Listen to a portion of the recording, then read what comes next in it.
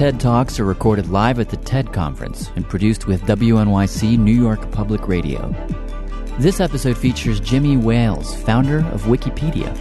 TED Talks are made possible through the support of BMW, where ideas are everything. Here's Jimmy Wales.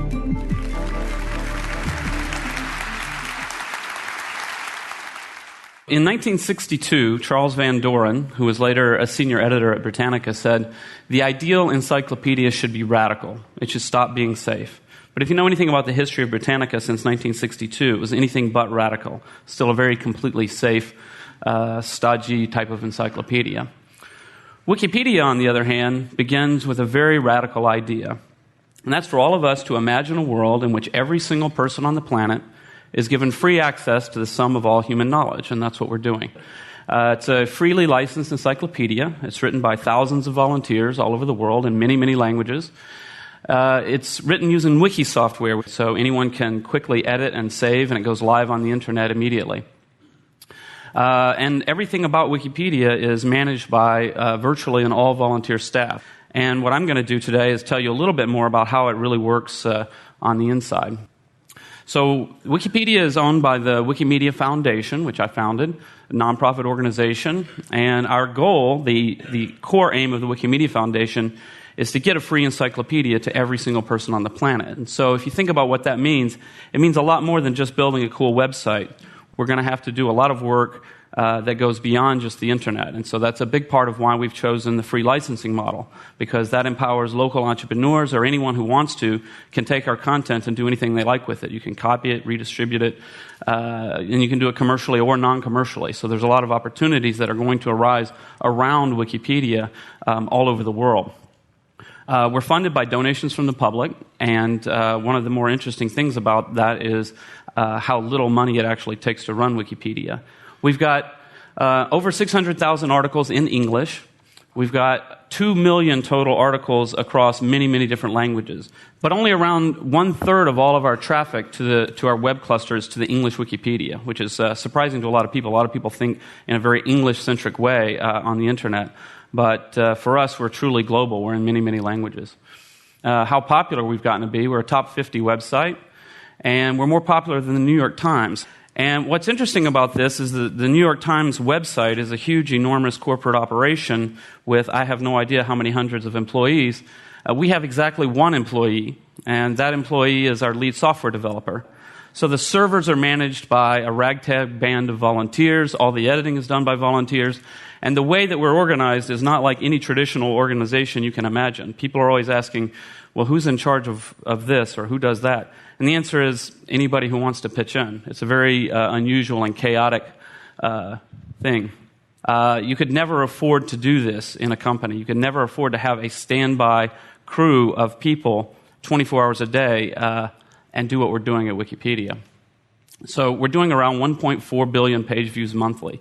The total monthly cost for our bandwidth is about $5,000.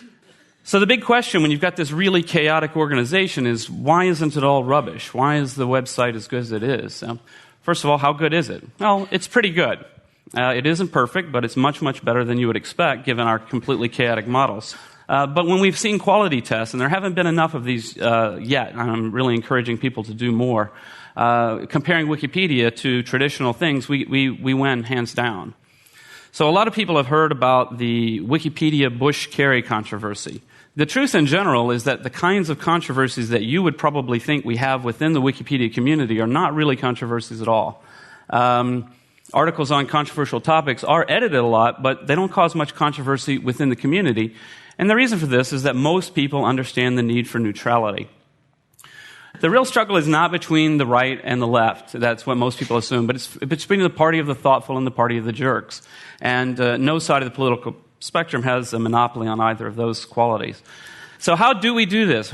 How do we manage the quality control? How does it work? The biggest and the most important thing is our neutral point of view policy. This is something that I set down from the very beginning as a core principle of the community that's completely not debatable. It's a social concept of cooperation, so we don't talk a lot about truth and objectivity. The reason for this is if we say we're only going to write the truth about some topic, that doesn't do us a damn bit of good of figuring out what to write, because I don't agree with you about what's the truth. But we have this jargon term of neutrality, which has its own long history within the community, which basically says anytime there's a controversial issue, Wikipedia itself should not take a stand on the issue. We should merely report on what reputable parties have said about it. So we have very diverse contributors in terms of political, religious, cultural backgrounds.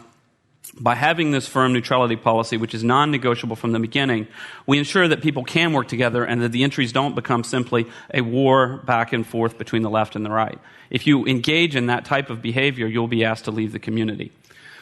So, real-time peer review. Every single change on the site goes to the recent changes page. That recent changes page is also fed into IRC channel, which is an internet chat channel that people are monitoring with various software tools.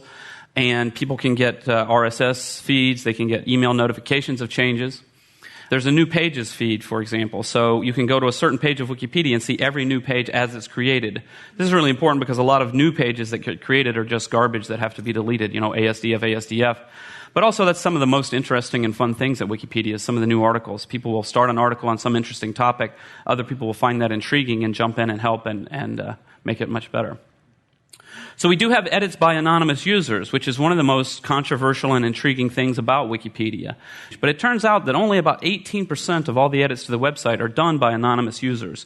And that's a really important thing to understand, is that the vast majority of the edits that go on the website are from a very close-knit community of maybe 600 to 1,000 people. These are the people who are doing the bulk of the site, and they are, in a sense, semi-professionals at what they're doing. The standards that we set for ourselves are equal to or higher than professional standards of quality. We don't always meet those standards, but that's what we're striving for. And so that tight community is who really cares for the site. And these are some of the smartest people I've ever met. Of course, it's my job to say that, but it's actually true. Another thing that we do within the community is we leave everything very open-ended. Most of the social rules and the methods of work are left completely open-ended in the software. All of that stuff is just on wiki pages, and so there's nothing in the software that enforces the rules. So you can imagine there's a lot of other areas where the question is this notable enough to go on encyclopedia? Is the information verifiable? Is it a hoax? Is it true? Is it what? So we needed a social method for figuring out the answer to this. And so the method that arose organically within the community is the votes for deletion page. And what's interesting about this is that the software is, these votes are just text typed into a page. This is not really a vote so much as it is a dialogue. Now, it is true that at the end of the day, an administrator can go through here and take a look at this and say, okay, 18 deletes, 2 keeps, we'll delete it. But in other cases, this could be 18 deletes and 2 keeps, and we would keep it. Because if those last 2 keeps say, wait a minute, nobody else saw this, but I found it in a book, and I found a link to a page that describes it, and I'm going to clean it up tomorrow, so please don't delete it, then it would survive. And it also matters who the people are who are voting. Rick Kay is a very famous Wikipedian who does an enormous amount of work with vandalism, hoaxes, and votes for deletion. His voice carries a lot of weight within the community because he knows what he's doing. So how is all this governed? I mean, people really want to know about, administrators, things like that. So the Wikipedia governance model, the governance of the community, is a very confusing but a workable mix of consensus, meaning we try not to vote on the content of articles because the majority view is not necessarily neutral.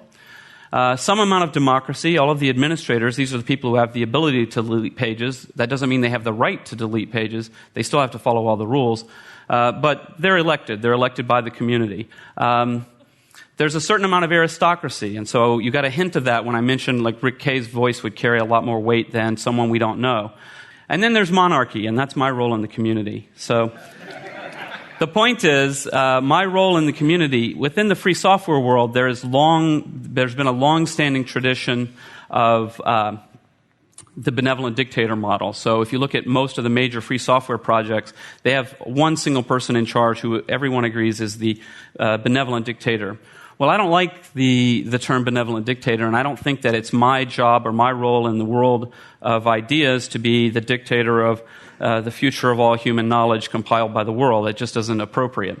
But there is a need still for a certain amount of monarchy, a certain amount of sometimes we have to make a decision and we don't want to get bogged down too heavily in formal decision-making processes. So as long as people trust me in my role, then that's a valid place for me. Of course, because of the free licensing, if I do a bad job, the volunteers are more than happy to take and leave. I can't tell anyone what to do.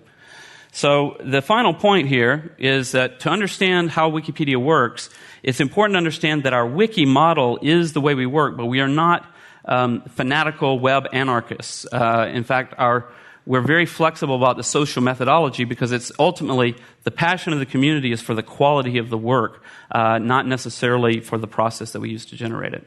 Thank you.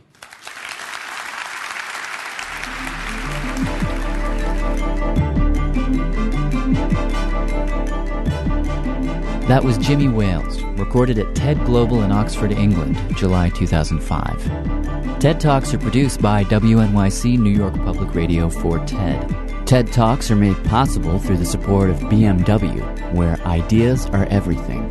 For more information on TED, visit TED.com.